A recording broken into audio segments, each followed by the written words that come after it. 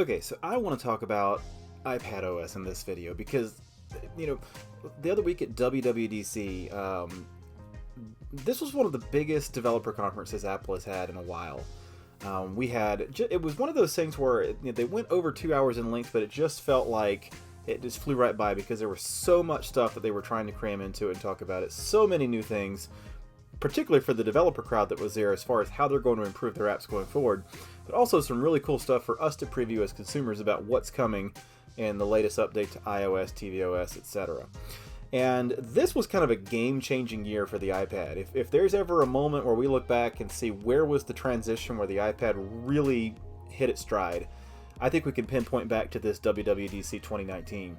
Because what they did was they took the iPad operating system, and they've always just called it iOS. Now, it's always had optimizations for the iPad in particular. It's funny, I remember when the iPad was first coming out, and there had been rumors about this for a while, that Apple was working on a slate product of some sort, a tablet. We didn't know what they were going to call it, and I would hear people talk about it, and they would say, well, isn't that just like a big iPod Touch? What's the point? Whereas I heard those rumors, that information, and I said, yeah, it's like a big iPod Touch. That's amazing. And not to even minimize it by using that phrase, but just the point saying, imagine that all that you can do with the iPhone operating system. And now imagine stretching that out into a large screen, what you could do with a canvas like that. And so right from the get-go, the iPad showed a lot of promise. All the way back to Steve Jobs introducing it, sitting in that recliner, showing us a different paradigm for computing. And then soon after that, Steve Jobs talking about how this is going to become like the family car, and you'll still have the Mac, and that's going to be more like the family truck that you use for certain specialized tasks, but the family sedan is the iPad. And we haven't quite ever gotten to that reality. The iPad has become a massive hit for Apple. For many people, it's become their first computer, especially encouraging to hear how empowering it's been for like the elderly who have never used a traditional computer but have been able to use an iPad. But, and of course there have been people using it for all sorts of things. But it's never quite taken its place as the family car in the way Steve Jobs envisioned way back in 2010 when the iPad was first introduced. And we got our first big leap forward with the iPad software back in iOS 11 a couple of years ago, where we got things like the Files app, where we had something akin to the Finder on the iPad for the first time, and we got some multitasking tools to be able to select multiple things and drag from one screen to the split screen support, slide over, that sort of thing. That was huge.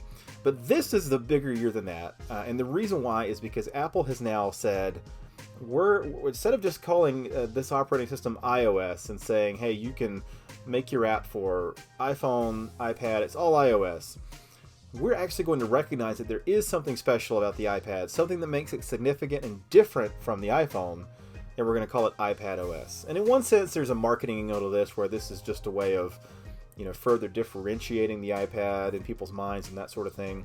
And it is true that under the hood, this is still iOS. If you install iPadOS 13 on your iPad this fall when it ships, you're going to get all the features that are coming to iOS in general, like dark mode, the system-wide dark mode, the new Memoji settings, that sort of thing. All the stuff that you're getting in regular iOS is going to come to iPadOS, but Apple is giving us specific features that recognize that the iPad is something different. And we're going to go through and break down kind of what those are. What makes this a game changer going forward, not only did they give us a ton of new iPad-specific features. I mean, we were hoping that there'd be some improvements here and there, but this was a ton of stuff that was announced that really makes a meaningful improvement to the iPad.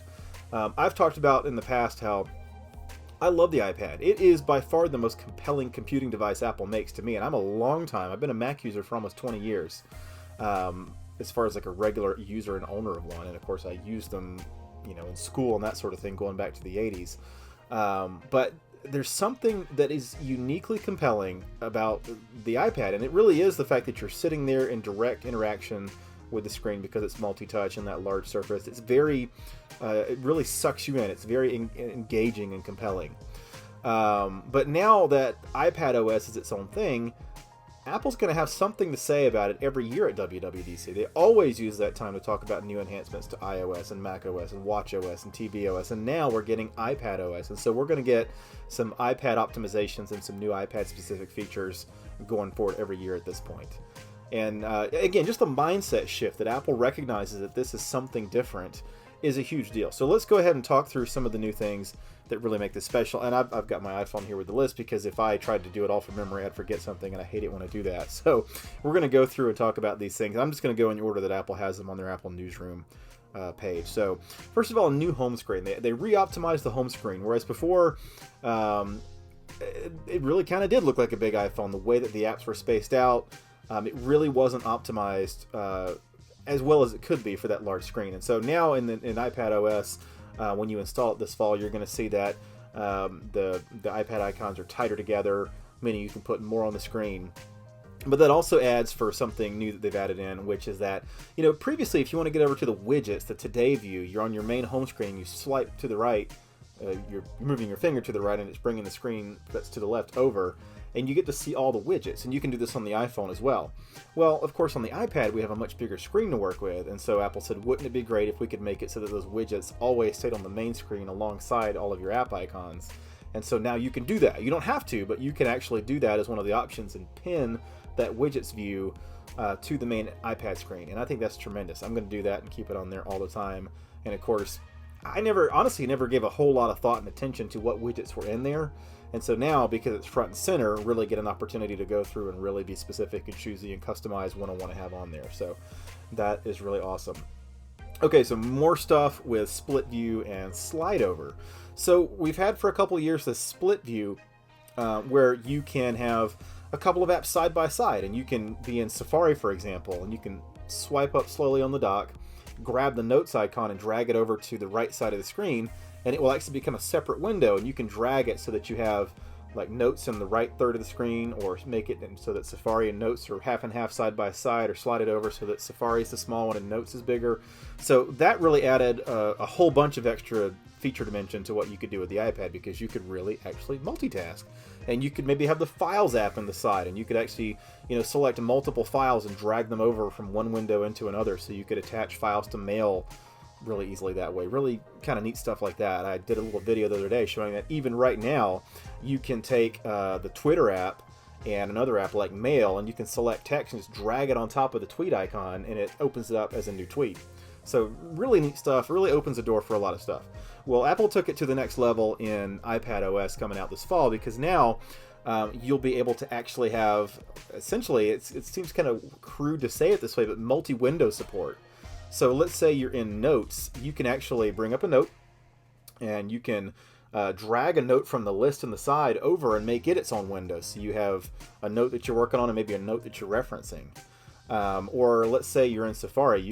You're in Safari. You can slide up on the dock, tap the Safari icon, and you're presented with Expose, where you can see all your Safari windows and add a new one. And you can do this in any app that supports multi-windows.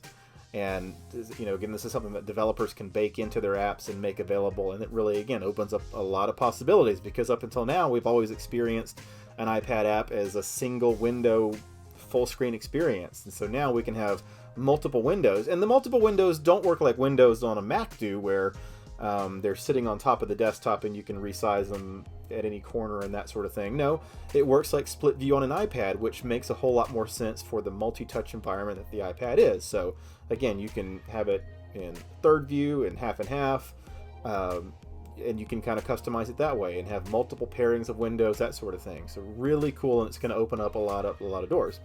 And then there's slide over. So we talked about that, where starting in iOS 11, you can, let's say you're in Safari, you can slide the dock up and you can drag over like the Apple Music app, for example. Not all the way to the edge where it becomes a split screen thing, but just kind of near the edge, so that it's like it's almost like running an iPhone app on the side sitting on top of the window that you have open. And you kind of have to see this to see it. I think I'm going to have a video or a photo on the screen so you can kind of see what this looks like. And that was really useful, but it was only a single app that you could have at a time. You could replace it, but you only had one thing that you could slide over from the right at a time, and that kind of limited the usefulness of it. Well, now in iPadOS, you'll be able to drag that first app, so again, maybe music, and make that the slide over, and then go back to the dock and drag Twitter up on top of it, and then go back and drag calendar on top of it. And then at the bottom, you can swipe, just like on the iPhone 10, how you can just use your thumb to swipe between recent apps. You can do that, but just for the slide over app. So you can very quickly thumb through and select what you want, or you can slide up from the bottom and you kind of see an expose view or an all slide over apps view, so you can tap on the one you want to bring it back to the main one. So again, that makes slide over so much more useful, because then you just can have a handful of, let's say, 5 apps that you use just for quick glancing, and you can just swipe over and take a look at that. So if I was exporting a movie in iMovie that I made on my iPad, I can have that exporting, swipe over the slide, the side view, and continue working on other stuff, or even just browsing Twitter and goofing off. But at least it's something to do, other than your iPad being held hostage by the one app that's doing something that you can't get out of. So that is a huge, huge, huge deal for sure. Apple Pencil. Of course, Apple Pencil is an optional accessory, but it's a really powerful accessory to pair with your iPad Pro if you have one of those models. And they did some cool stuff. One of those things where it's amazing they could even do this in just a software update without changing the hardware, but they actually significantly reduced the latency, so it feels, again, Apple's trying to make it so that it feels as natural to write on screen with the Apple Pencil as it does to write on a piece of paper with a real pencil.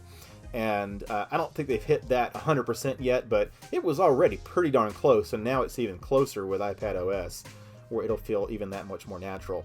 And they added a new custom tool palette that's really neat, that you can kind of move to any side. We've had markup tools before with Apple Pencil, but now it's just in this new tool palette, cleaner, more colorful, easier to see what you're doing. They even added a ruler tool that you can position on the screen and use that to draw straight lines, because I can't draw a straight line to save my life if I don't have something like that. And that was amazing. It's just like in the real world, if you put, something on top of a piece of paper that would let you draw a straight line with a real pencil. It's an amazing tool. And of course, that's going to be available for developers to add to any app. And they also made it really easy to take and mark up a screenshot. You just take your Apple Pencil to the corner, any one of the corners, and kind of swipe up diagonally from the corner, and it brings you into the screenshot mode with the anodization tools already in there. So you can, no matter what it is on screen, you can swipe up, mark it up, save it, airdrop it, text message it, whatever you want to do. It makes it really, really easy to do that. I love that. Also, if you have the Apple Smart Keyboard cover, or even a third-party Bluetooth keyboard of some sort, they've added a whole bunch of additional keyboard shortcuts system-wide. Next is the Files app. So again, they brought that to the iPad in iOS 11, so we had something akin to the Finder. What the Finder is on the Mac, we have the Files app in iOS, and now in iPadOS, we have an even better Files app, because we have some new things like column view. So like on a Mac, where you can choose column view, where you can kind of follow the hierarchy tree of your files, and then once you select a file, you get a preview of the file that shows a little, a bigger than icon size preview of the document with some metadata information. Like, let's say it's an image, you'll see the dimensions of the image and what kind of file it is and that sort of thing. So just adding additional tools like that. Column view is going to be my main view for the Files app, because it just really adds a lot of power to what you can do from a viewing and moving back and forth, and again, the hierarchy of folders. They've also added in, this is something that people have wanted forever, but especially since Apple introduced the Files app in 2011, USB flash drive support.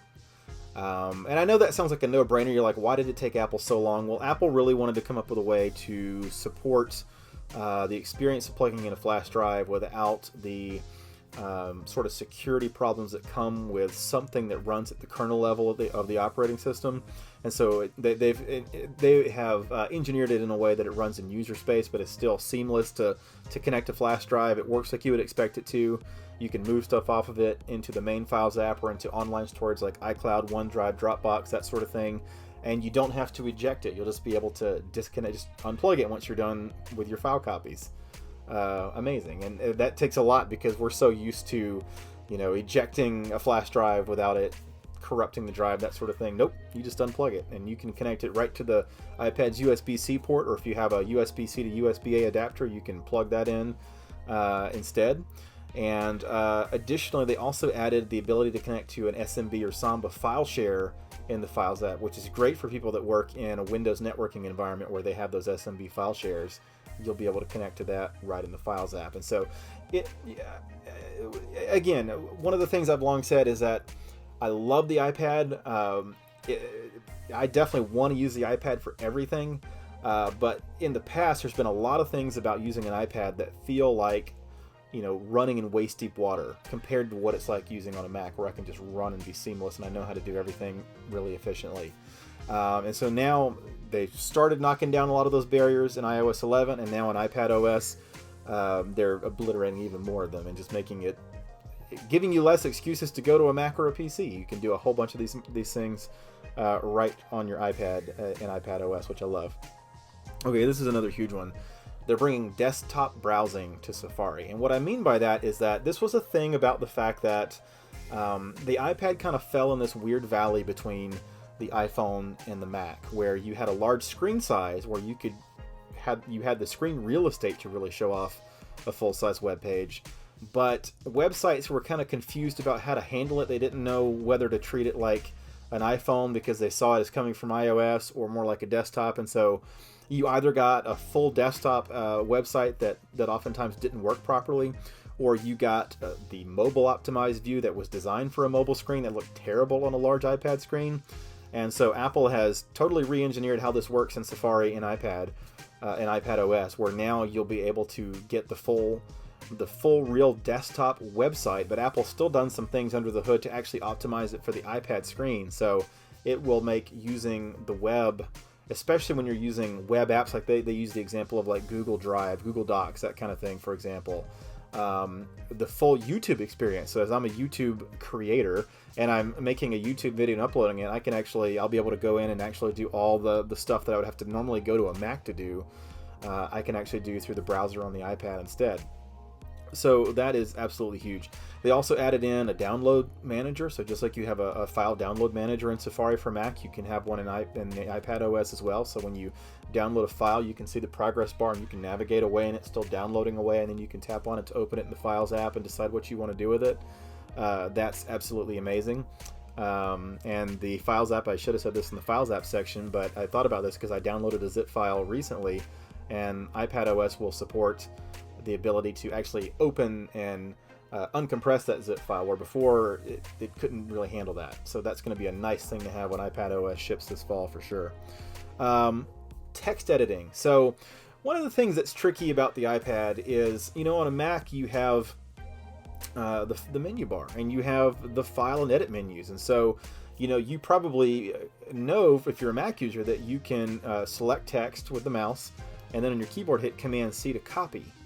But, you had to learn those at some point. So that's a shortcut for going up to the edit menu and clicking on edit and then clicking on copy.